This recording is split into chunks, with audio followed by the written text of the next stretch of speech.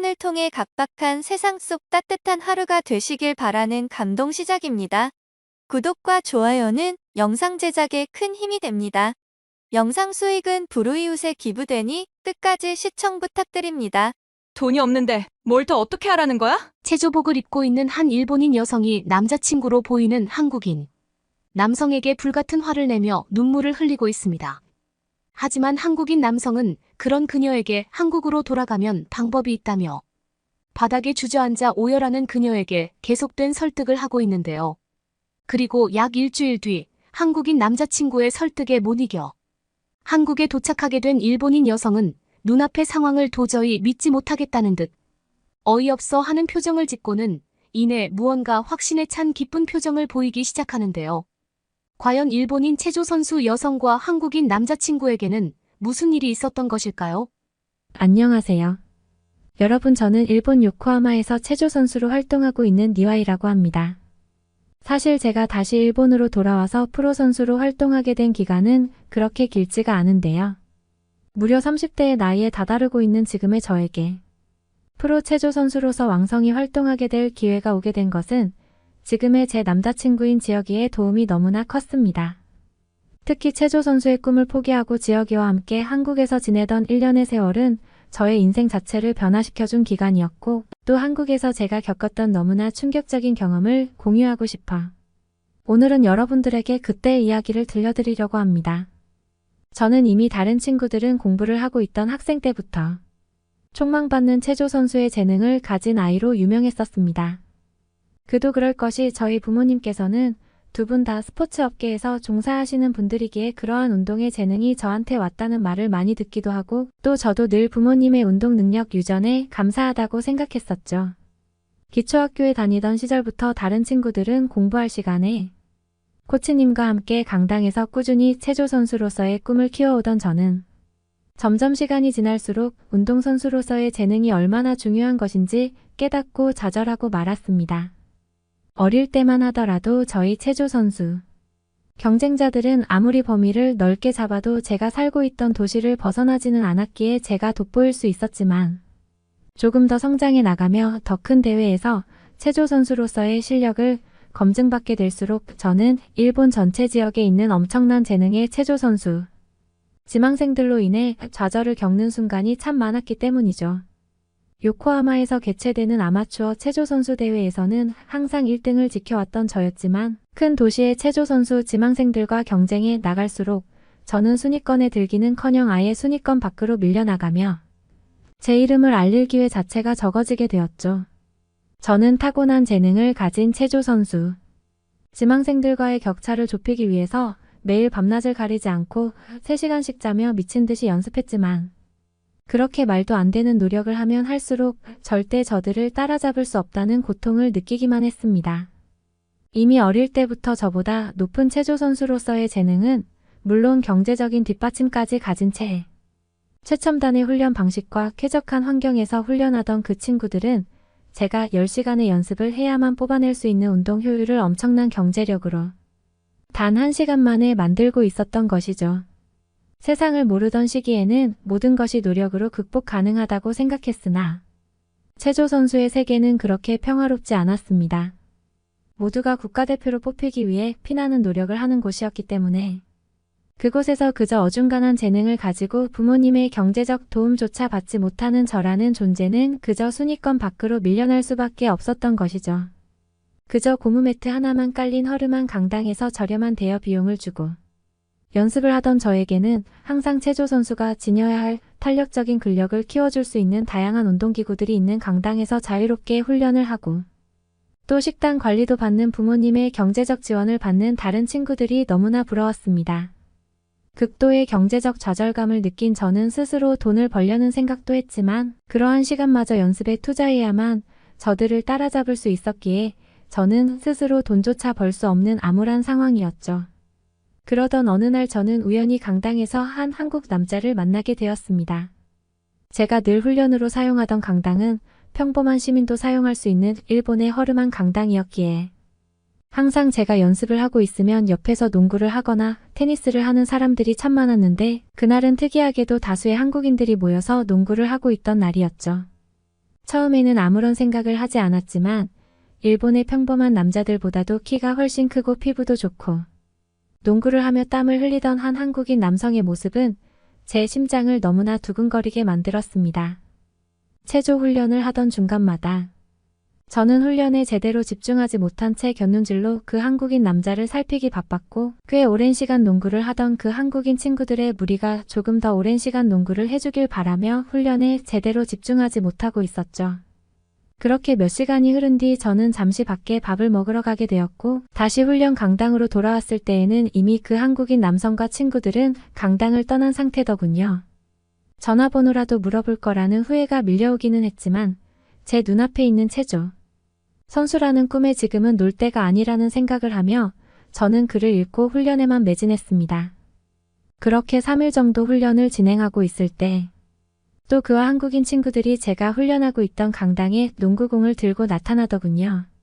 저는 더 이상 후회를 하고 싶지 않았고 곧바로 항상 눈여겨봤던 한 한국인 남성에게 연락처를 물어보고 저의 호감 표시를 전달했습니다.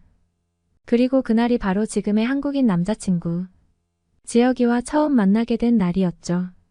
지혁이는 한국에서 대학교에 다니던 중 다양한 경험을 하기 위해 자신의 대학교 친구들과 함께 제가 살고 있던 도시인 요코하마에 오게 되었던 것이었습니다.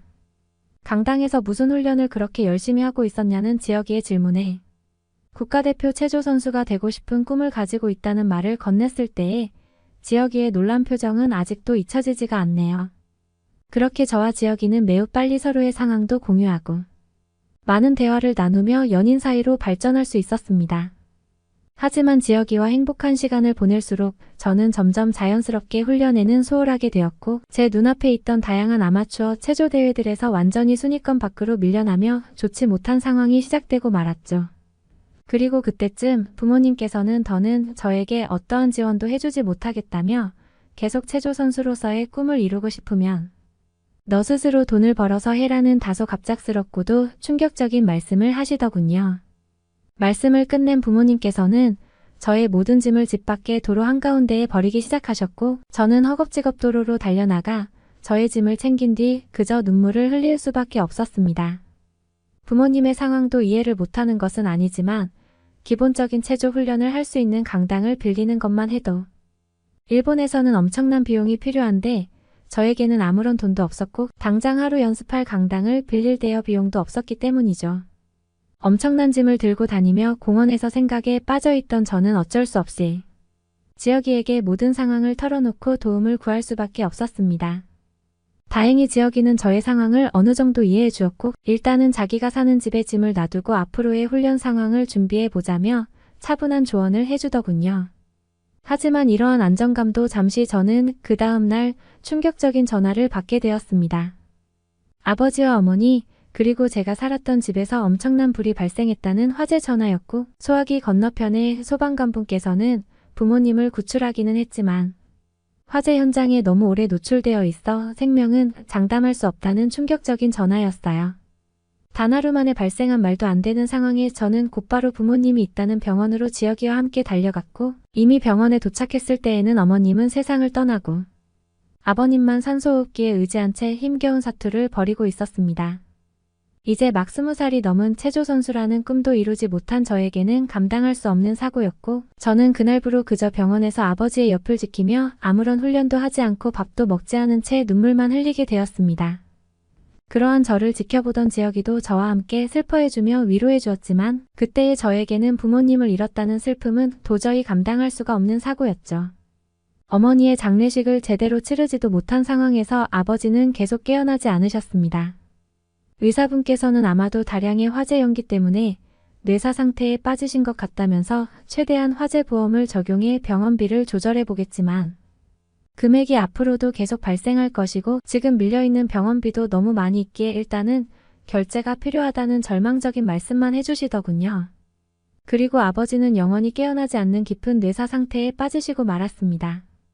조금이나마 나온 화재보험 비용으로 저는 은행권의 대출을 받은 뒤 병원비를 치를 수 있었고 이후에는 아버지를 모실 병원비가 없어 큰 병원에서 매우 작은 동네의 병원으로 이동하게 되었죠. 이러한 모든 과정의 옆에는 지혁이가 저를 도와주었지만 어머니가 돌아가시고 남은 아버지마저 돈이 없어 작은 병원으로 옮길 수밖에 없는 저의 가혹한 현실은 변하지 않았습니다. 그리고 약 3개월 정도를 아버지가 있는 병원에서만 생활하고 있을 때 어느 날 지혁이가 저에게 이제 조금 마음을 추스르고 미래를 위해 도전해야 된다는 다소 충격적인 조언을 하더군요. 지혁이는 저에게 언제까지 이렇게 있을 수는 없다는 강한 발언과 함께 저의 마지막 꿈이었던 체조 선수, 그것마저도 힘들다면 그러한 체조 선수가 되고 싶어하는 지망생들을 가르치기 위한 코치, 라이센스는 따야 될 것 아니냐면서 현실적인 조언을 하기 시작했습니다. 처음에는 지혁이의 단호한 모습에 화가 나기도 했지만 들으면 들을수록 맞는 말이라 저는 아무 말도 할 수가 없었죠.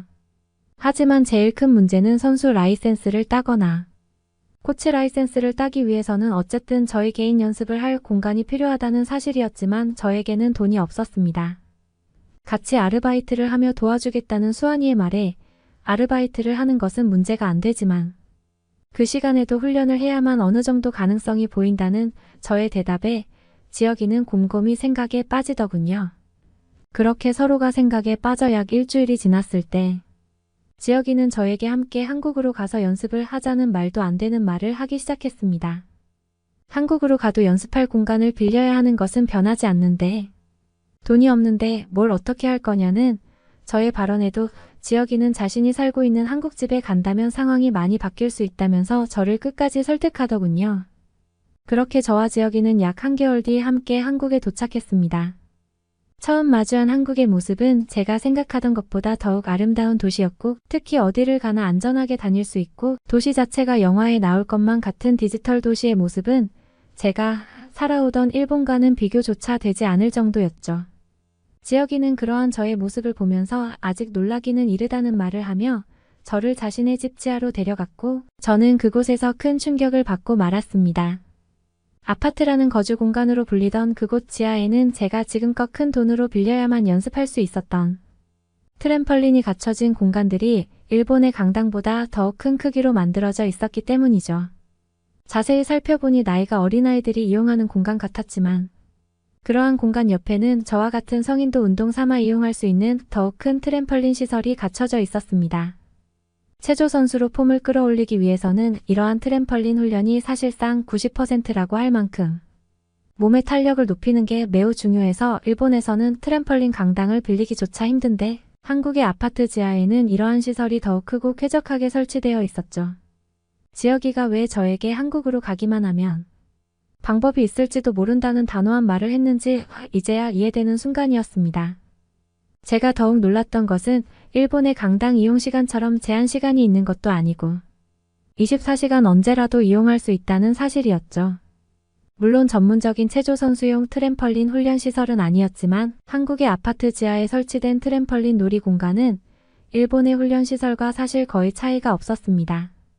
트램펄린에 올라가 간단한 기초 동작을 해본 저는 곧바로 깨달을 수 있었죠. 이곳에서 약 6개월 정도만 밤낮 가리지 않고 훈련을 하면 일본에서 많은 돈을 내고 훈련하는 친구들을 앞설지도 모른다는 생각이 들더군요. 그 후로 저는 지혁이의 가족분들에게 양해를 구한 뒤 그곳에서 생활하며 하루 중 자는 시간을 제외하고는 아파트 지하 트램펄린 시설에서 훈련에 매진하기 시작했습니다. 그리고 약 6개월 뒤 일본에서의 체조 선수 코치 라이센스 시험이 있던 날 저는 당당히 라이센스 자격을 취득할 수 있었죠. 일본에서 저를 알고 있던 체조 선수 지망생 친구들은 좋지 못한 사건이 있었다고 들었는데 어떻게 그렇게 실력이 더 늘었냐면서 놀라워했습니다. 하지만 저는 이러한 한국 아파트 지하의 비밀을 말하지 않았죠. 체조 선수 코치 라이센스 문서를 가지고 저는 뇌사 상태에 있던 아버지를 찾아가 아버지의 손에 문서를 쥐어드리고 조용히 눈물을 흘리고 말았습니다. 아버지는 깨어나지 않으셨지만 아마도 제가 선수는 아니지만 그래도 체조 선수 코치 라이센스를 가지게 되었다는 사실을 알았다면 아마 굉장히 기뻐하셨을 것이니까요. 그 후 저는 다시 한국으로 돌아가 지혁이와 함께 한국에서의 결혼식을 올릴 수 있었습니다. 이제 안정적인 생활이 가능해진 저였기에 저는 그동안 지혁이에게 진 빚을 평생 갚아나가고 싶었기 때문에 내린 선택이었죠. 그리고 약 1년의 세월이 지난 지금 저는 지혁이와 함께 저희 체조선수 학원을 운영하며 제 고향 요코하마에서 지내고 있습니다. 하지만 지혁이와 저의 최종적인 꿈은 언젠가 지금 일본에서의 사업을 접고 한국에서 일반인들도 쉽게 이용할 수 있는 체조 관련 운동센터를 차려 한국에서 생활하는 것이죠.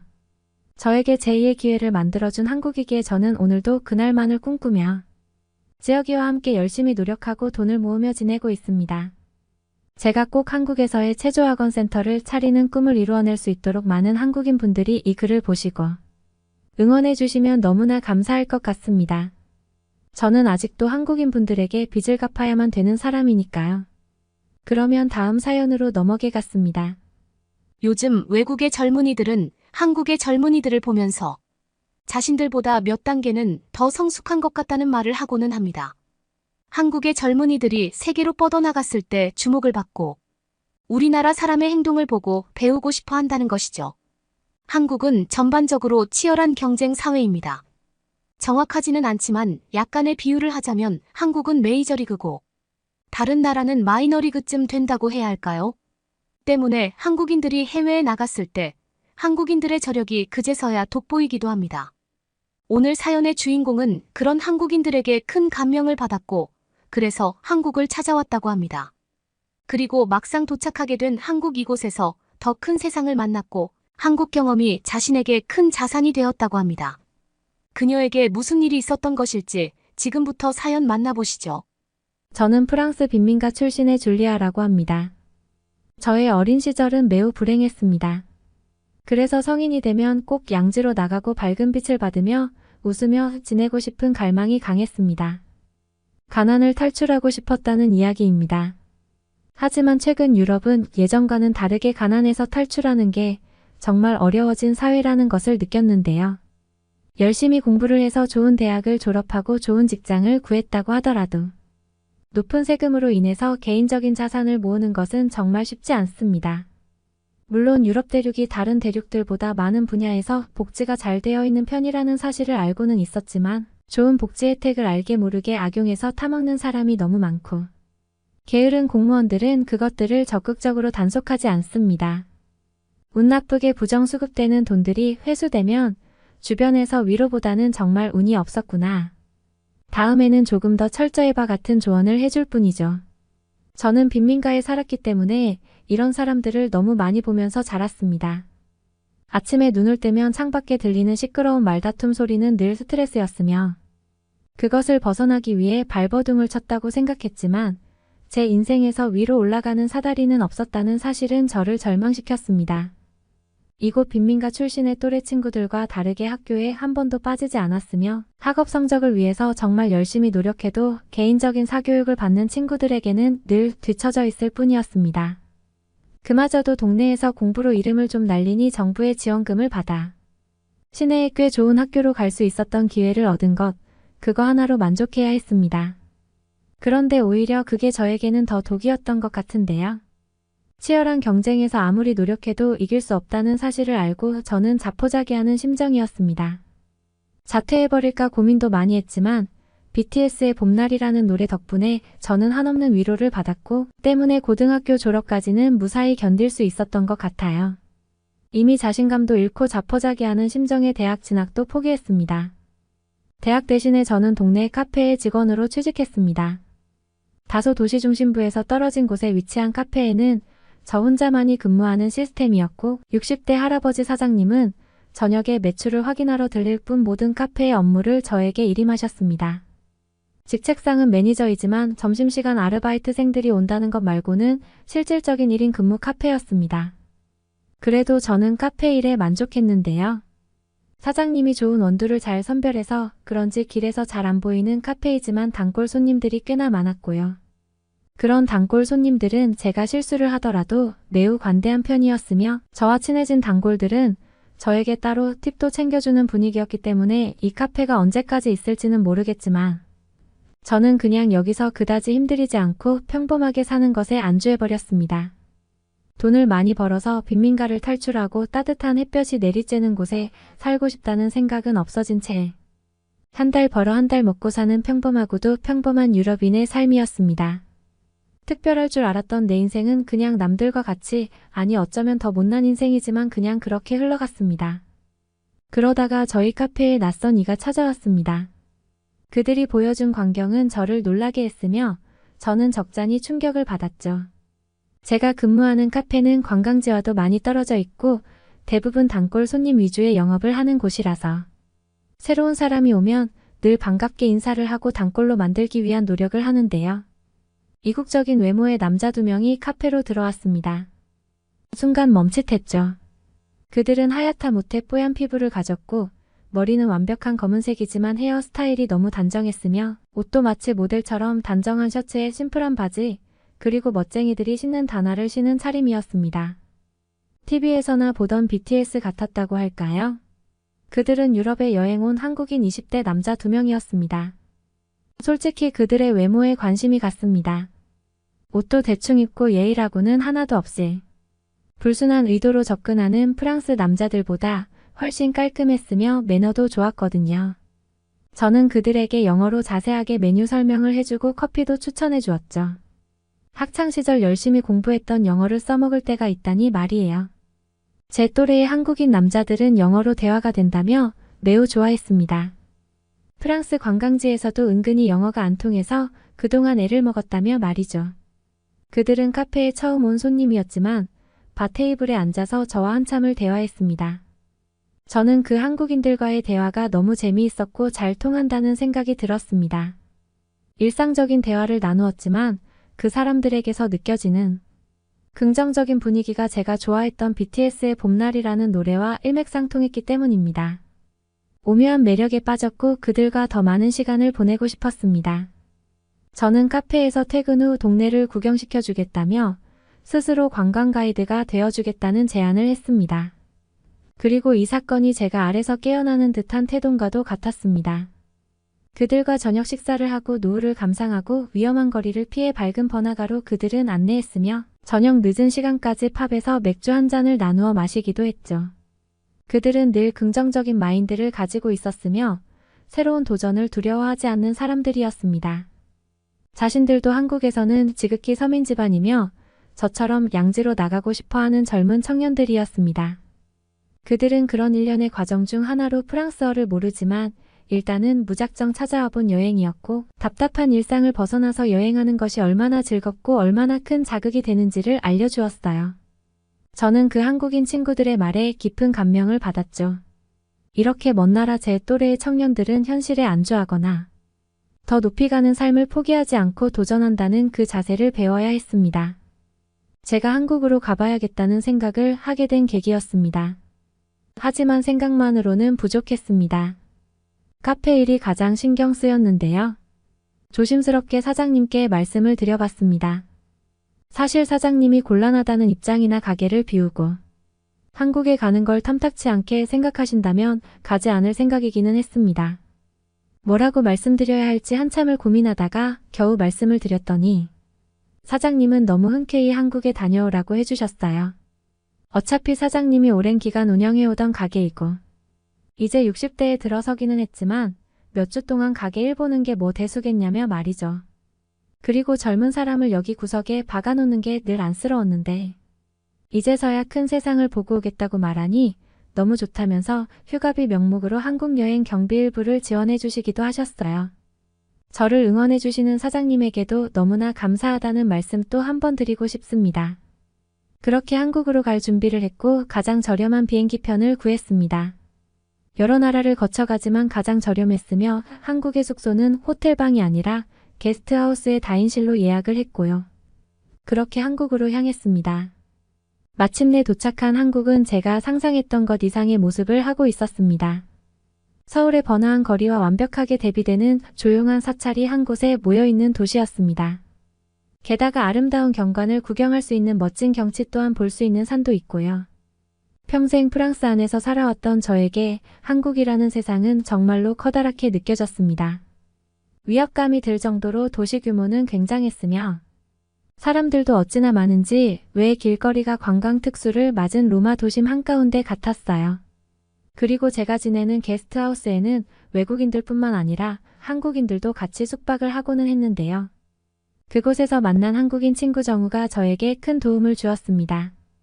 는 서울 사람은 아니고 경기도라는 서울 외곽 지역에서 왔다고 했는데 단순히 외국인들과 친구가 되고 말 동료가 되고 싶은 마음에서 게스트하우스의 스텝으로 일하고 있다고 했습니다.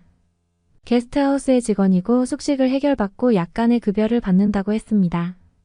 시간이 남으면 이곳에서 만난 외국인들을 데리고 서울을 구경시켜주거나 가볍게 맥주 한잔하는 게 자신에게는 행복이라고 했습니다. 정우도 역시나 해외에 나가서 멋진 경험들을 해보고 싶지만 집안에서 해외여행을 실컷 보내줄 정도로 잘 사는 집안도 아니고 자기도 학생이니만큼 아직 해외여행은 무리라는 생각에 한국 내에서 생각의 폭이 커지고 다양한 간접 경험들을 들을 수 있는 곳이 어디 있을까 찾다가 게스트하우스 직원이 되는 것을 선택했다고 했어요. 방학기간 약 2달 동안 근무를 하기로 했고 이곳에서 수많은 외국인들과 교류해 왔으며 그럴수록 나중에 꼭 해외에 나가봐서 더 멋진 세상을 보고 오겠다는 굉장한 포부를 가진 친구였습니다. 나이도 저와 비슷했습니다. 그런데 저는 정우를 보고 매우 부끄러운 생각이 들었습니다. 프랑스에도 많은 외국인 관광객들이 찾아오는 명소가 있고 그곳에도 마찬가지로 그런 게스트하우스들이 있죠. 저는 어둡고 칙칙한 빈민가를 탈출하고 양지로 나아가고 싶은 마음은 있었지만 이렇게 정우라는 친구처럼 내가 적극적으로 움직일 생각을 하지 않았으며 내가 처한 가난이라는 환경을 이겨내지 못하고 스스로 주눅들었던 것에 대해서 매우 부끄럽다는 생각을 했습니다. 제가 일하는 카페에서 만났던 두 젊은 한국인 친구들과 한국에서 만난 정우라는 친구의 마인드는 같은 또래라고 하기에는 너무 민망할 정도로 그들은 저보다 몇 단계나 더 성숙한 생각을 가지고 있었습니다. 한국인들이 유난히 자존감이 높은 것인지 또는 제가 유난히 낮은 것일 수도 있겠지만 그동안 살아오면서 한 번도 겪어보지 못한 자존감이 높은 한국인 친구들은 저에게 큰 감명을 주었습니다. 저는 정우를 따라 나서 보기로 했습니다.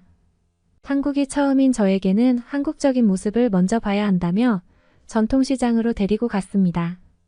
한국의 세련된 쇼핑몰과 달리 한국의 전통시장은 유럽의 노점 마켓과 비슷한 분위기였습니다. 다만 한국적인 분위기가 가득 묻어있는 곳이었죠. 처음 보는 음식들과 낯설게 생긴 노점의 분위기들은 모두 다 신기했습니다. 허기가 져서 그곳 중 한 곳에 앉아서 한국 음식을 즐겼습니다. 는 저에게 떡볶이를 추천해 주었는데요. 특히 여성 외국인들이 떡볶이를 먹어보고 싫다고 말하는 사람은 없었다며 저도 좋아할 것이라고 하더라고요. 그렇게 처음으로 떡볶이를 먹어봤습니다. 이런 음식이 있었다는 것은 알고 있었는데 너무나 기대가 되었죠.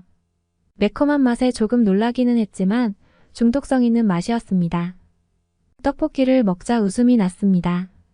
어제까지만 해도 프랑스에 있었는데 지금 내가 한국 어딘가에 앉아서 이 음식을 먹고 있는다는 그 자체가 신기했고 이제서야 한국에 온 것이 실감났기 때문이었죠. 그리고 가장 한국적인 장소 한옥마을에도 가봤습니다. 높은 언덕길에 쭉 이어진 한국의 전통 가옥은 정말로 멋졌습니다. 너무 아담하고 예쁘고 그리고 사진 속에서나 보던 멋진 풍경이 눈앞에 펼쳐졌습니다. 이미 그곳에는 수많은 관광객들이 거리를 가득 메우고 있었으며 이곳이 한국에서 가장 매력적인 장소 중 한 곳이 맞다는 생각이 들었습니다.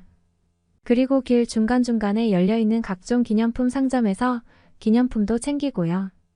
무엇보다도 카페 사장님께 선물해드릴 기념품도 그때 구매했습니다. 정우가 안내해준 지극히 한국적인 모습은 정말로 매력 있었습니다. 화려한 도시 속에 이런 한적한 분위기 속 옛 모습을 그대로 간직하고 있는 한국은 정말로 매력 있는 곳이 틀림이 없습니다. 그리고 저녁 시간 정우와 더 깊은 이야기를 나누었는데요. 한국 사회에 대한 이야기를 나누었습니다. 그리고 정우 또한 프랑스 사회가 어떤 곳인지 이야기를 듣고 싶어 했고 의도치 않게 두 나라에 대한 비교들이 시작되었어요.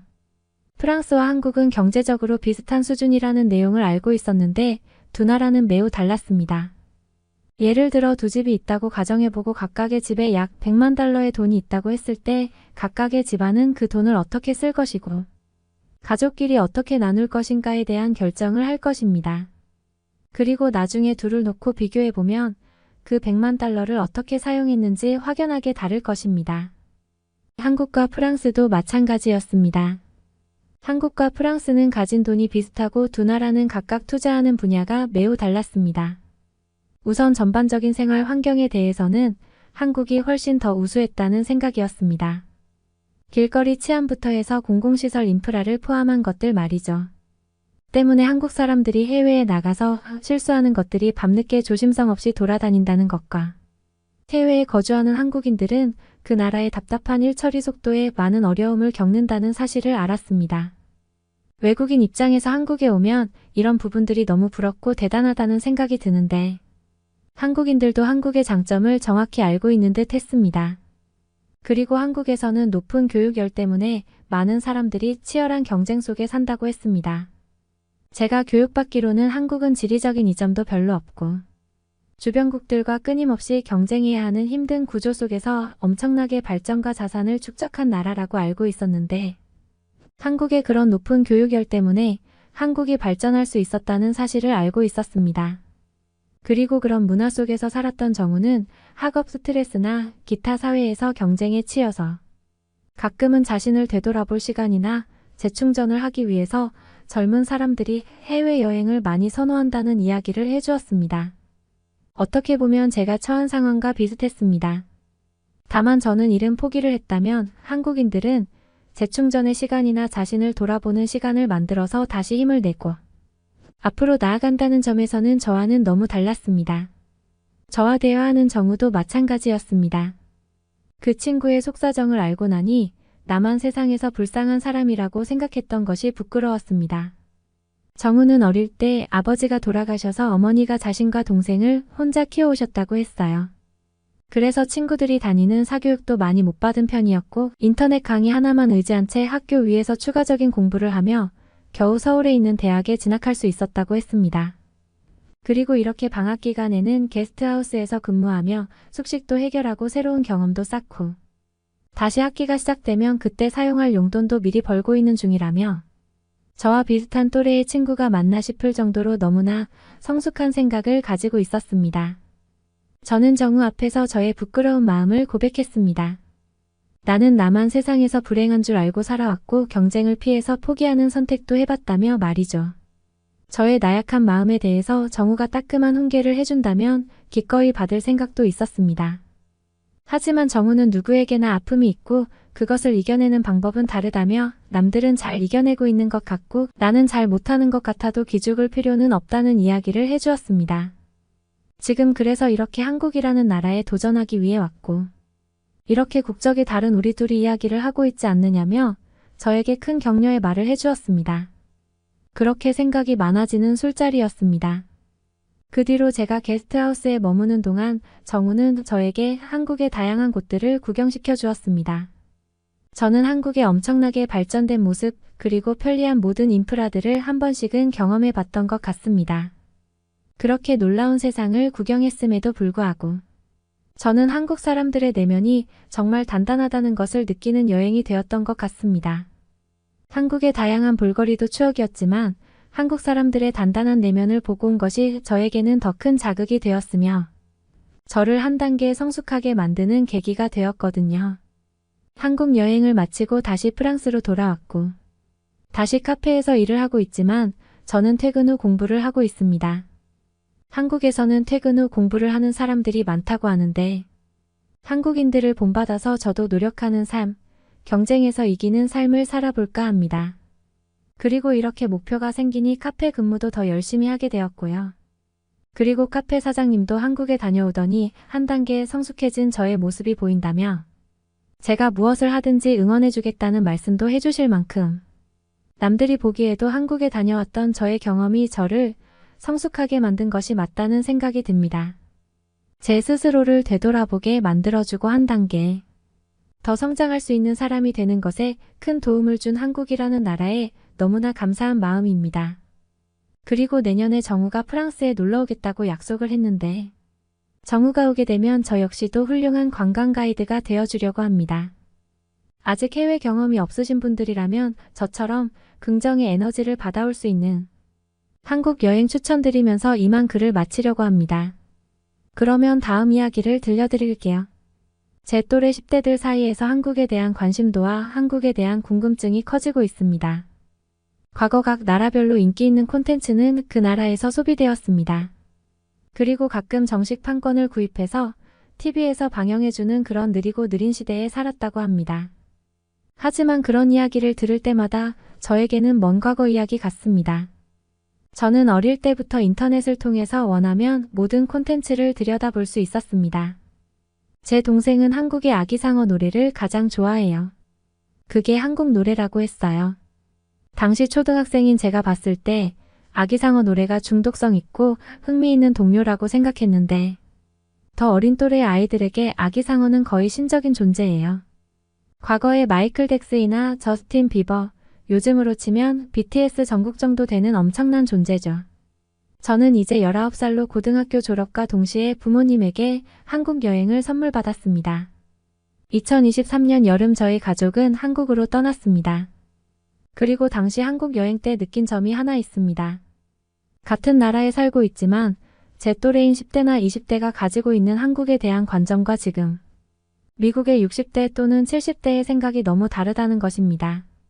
제 또래의 자녀를 둔 40대나 50대 미국인들은 이제 한국에 친숙한 편이고 한국에 대해서 불필요한 오해 잘못된 편견이 많이 없다고 느껴지는데 미국의 60대나 70대 노인들의 상식은 정말 상상 초월이었습니다. 한국에서 너무나 부끄러운 생각마저 들 정도로 큰 차이가 있다는 것을 느꼈습니다. 참 한국에 어떤 방식으로 갔는지를 말씀드리지 않았군요. 아버지와 어머니는 각각 50세와 48세입니다. 그래서 저를 데리고 한국으로 여행을 가는 계획을 세울 때 자연스럽게 여행사를 통해서 알아보시더군요.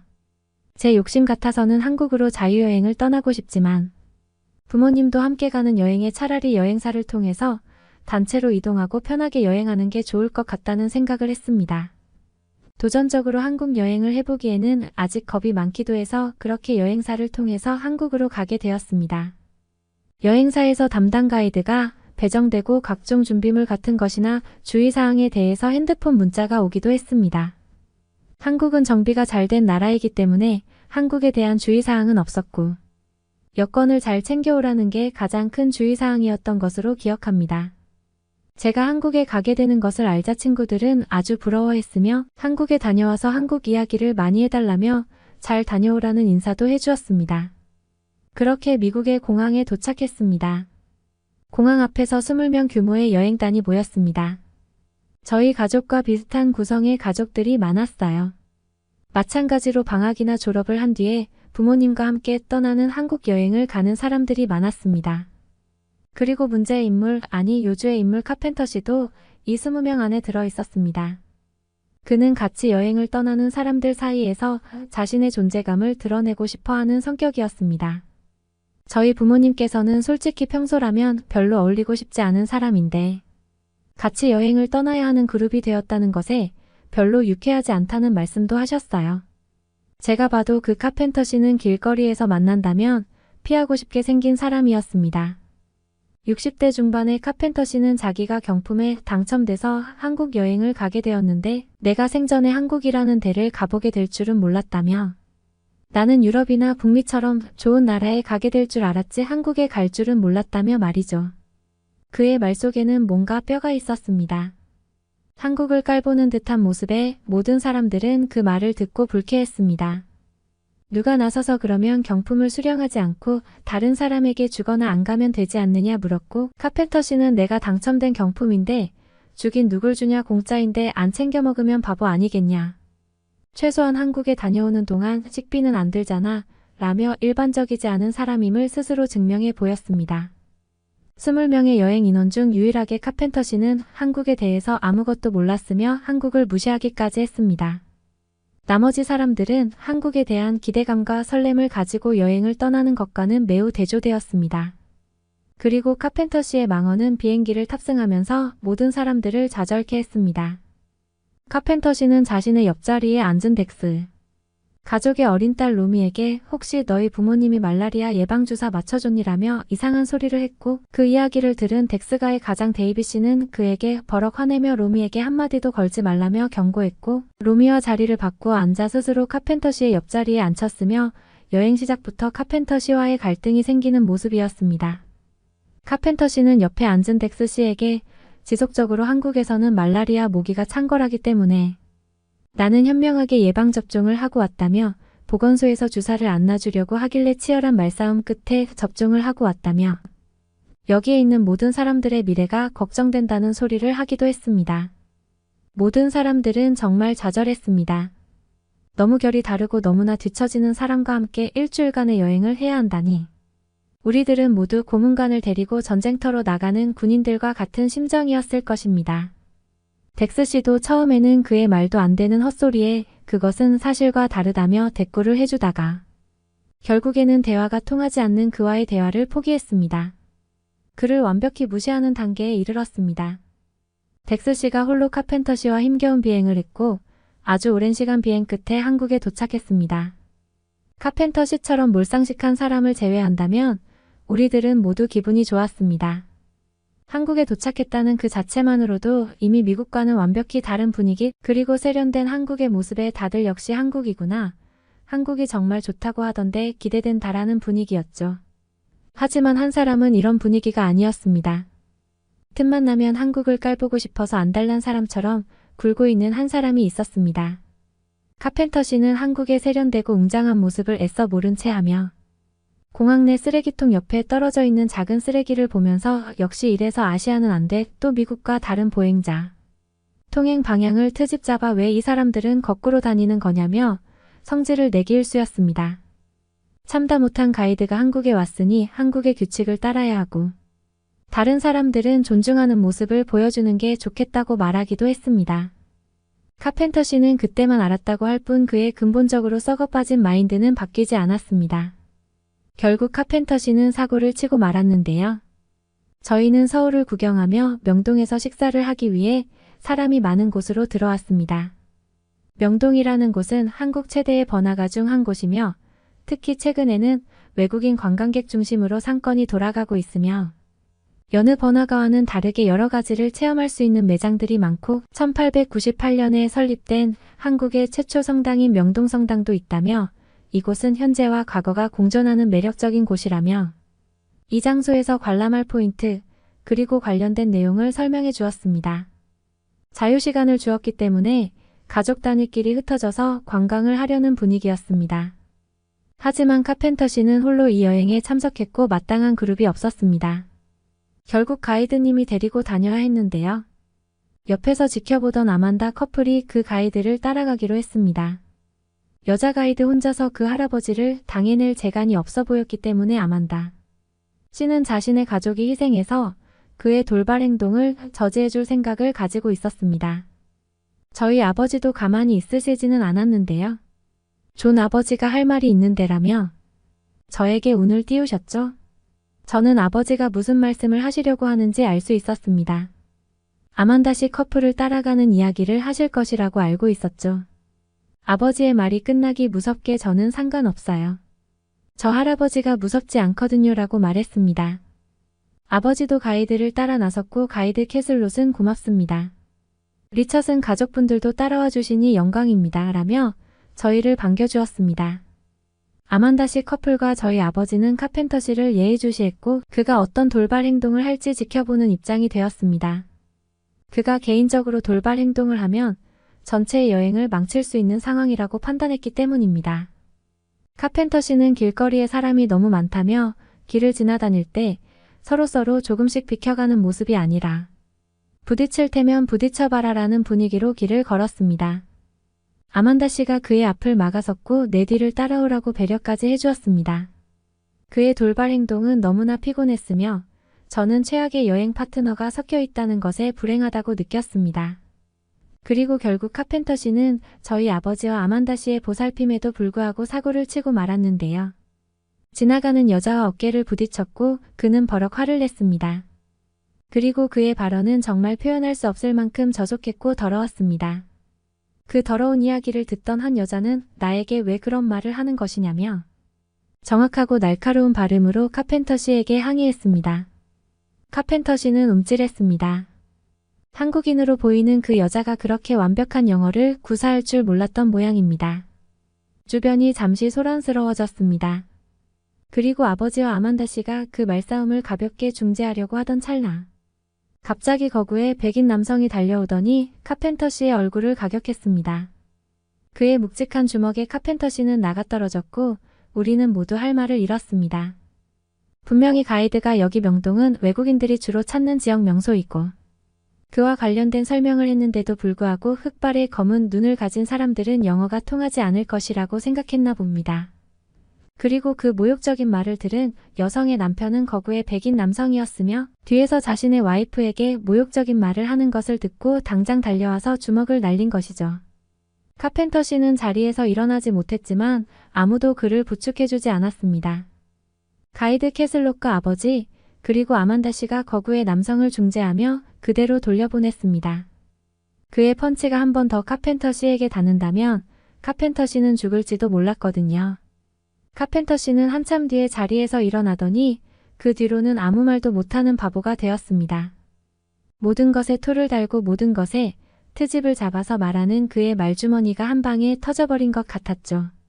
그리고 그날 있었던 일은 3시간의 소문이 퍼졌고 카펜터 씨를 제외한 나머지의 관광객들은 그의 입 다문 모습에 그저 통쾌한 미소만 지을 뿐이었습니다. 누가 속 시원하게 그에게 주먹을 날려줬으면 좋겠다고 생각했는데 실제 그런 일이 일어났다며 다들 기분 좋아했습니다. 그리고 카펜터 씨는 주먹에 맞은 충격 때문인지 넘어지면서 다친 것인지는 모르겠지만 몸이 좋지 않다며 다음 날부터 여행 스케줄에서 제외되었고요. 그러자 여행 내내 조용하던 리처슨가의 아저씨는 직장 상사가 갑자기 병가로 회사에 출근하지 않은 것보다 기분이 좋다고 말해서 모든 어른들이 그의 말을 듣고 한참 동안 웃기도 했습니다. 모르긴 몰라도 모든 사람들에게 카펜터 씨는 최소한 직장 상사보다는 껄끄러웠던 그런 존재였던 것이죠. 그 웃음을 가만히 듣고 있자니 나도 나중에 직장에 다닐 테고 나의 직장 상사가 있을 텐데 직장은 정말 끔찍한 곳이라는 생각이 들기도 해서 저는 마음 편히 웃지는 못했습니다.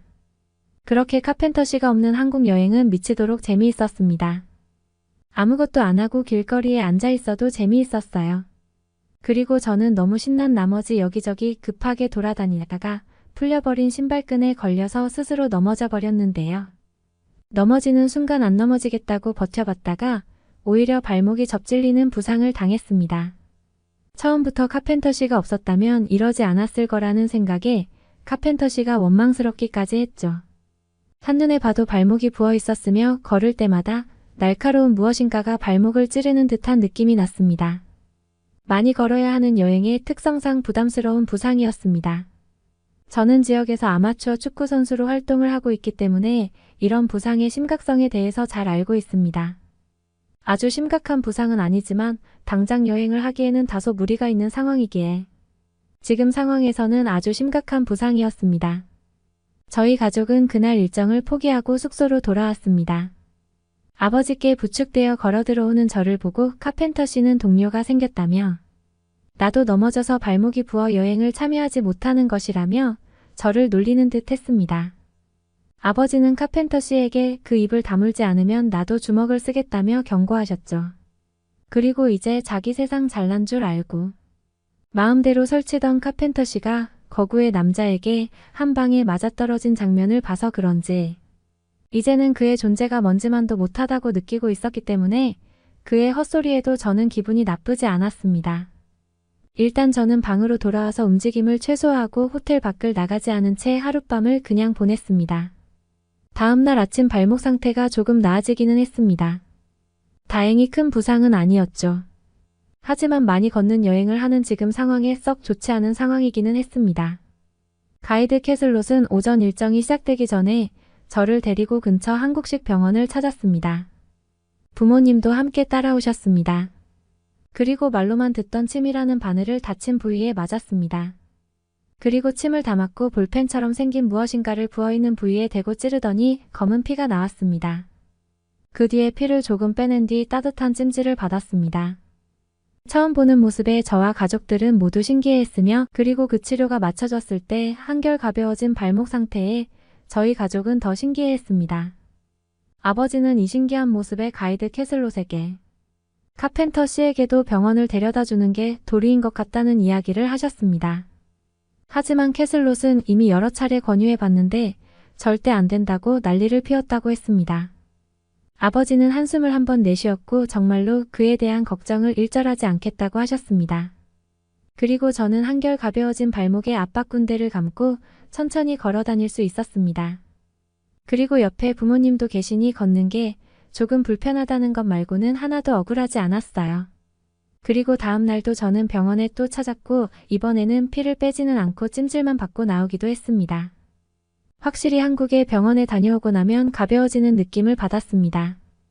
예전에 축구 관련 다큐멘터리를 시청할 때 한국 팀이 이런 치료를 했던 장면이 나와서 신기했었는데 그때는 그게 효과가 있는 것이냐 의문을 가졌지만 제가 실제로 받아보니 효과가 대단했다고 말할 수 있게 되었습니다.